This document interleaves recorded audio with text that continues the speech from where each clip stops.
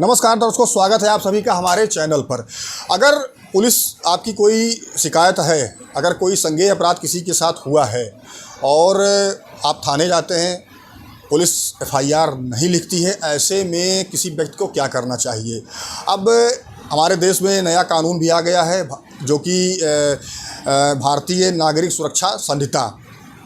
ये जो प्रोसीजरल कानून है, ये पूर्व जो कानून था सीआरपीसी, उसकी जगह लिया है।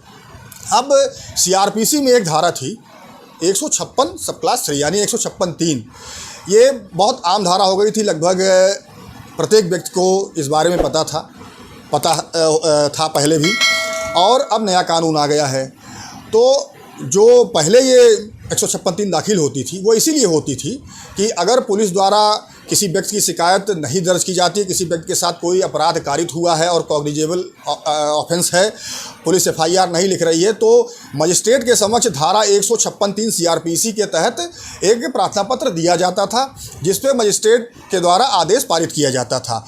अब भारतीय नागरिक सुरक्षा संहिता में वो सेक्शन बदल गया है।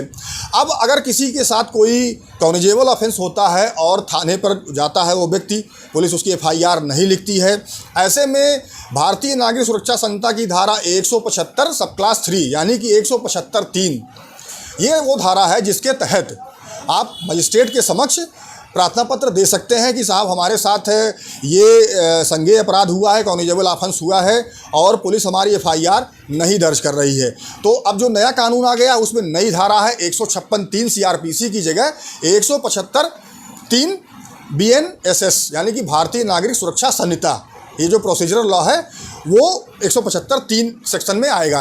अब अगर किसी के साथ कोई इस तरह की घटना, कोई संज्ञेय अपराध कारित होता है, तो पुलिस अगर नहीं एफआईआर लिखती है तो वही प्रोसीजर वही रहेगा। आपको 175(3) के तहत मजिस्ट्रेट महोदय के समक्ष प्रार्थना पत्र देना होगा कि मजिस्ट्रेट महोदय हमारे साथ ये अपराध कारित हुआ है, हम थाने पर गए थे लेकिन हमारी एफआईआर पुलिस द्वारा नहीं लिखी गई। लेकिन उसके पहले वो सारी प्रक्रियाएं आपको अभी भी अपनानी पड़ेगी जो 156(3) के समय अपनाया जाता था। जैसे कि आपके साथ जो भी घटना कारित हुई है उसका एक प्रार्थना पत्र पुलिस के जो बड़े अधिकारी हैं उनको आपको डाक के द्वारा भेजना पड़ेगा।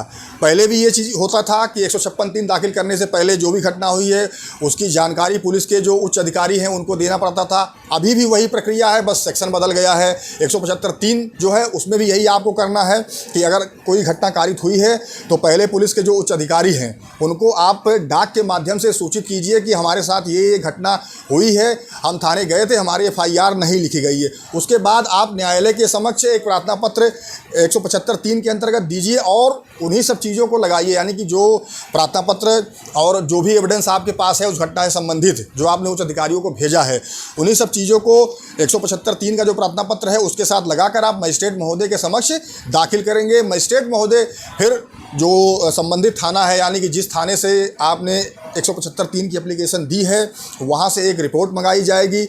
वहाँ से जब रिपोर्ट आ जाएगी उसके बाद मजिस्ट्रेट महोदय उस प्रार्थना पत्र पर सुनवाई करेंगे। अगर उनको लगता है कि जो घटना आपके द्वारा बताई गई है वो घटना सही है, संज्ञेय अपराध है, तो ऐसी स्थिति में मजिस्ट्रेट महोदय के द्वारा धारा 175(3) के तहत जो संबंधित थाना है उसके जो भार साधक अधिकारी हैं, यानी कि जो एसओ हो या एसएचओ हो, उनको ये आदेशित करेगी कि इनकी प्रथम सूचना रिपोर्ट दर्ज की जाए। तो दर्शकों, जो 156(3) का प्रोसीजर था वही नए कानून में भी है 175(3) में, और वही चीज़ें आपको अभी भी करनी है जो आप 156(3) दाखिल करने के लिए करते थे। तो सिर्फ धारा बदली है, प्रोसीजर वही है, कानून में जो पहले लिखा था वही आज भी लिखा है। तो याद रखिए कि अगर कोई संज्ञेय घटना कारित होती है, आपकी एफआईआर थाने पे दर्ज नहीं होती है, तो अब 156(3) सीआरपीसी की जगह 175 बीएनएसएस के तहत आप मजिस्ट्रेट महोदय के समक्ष प्रार्थना पत्र प्रस्तुत करेंगे।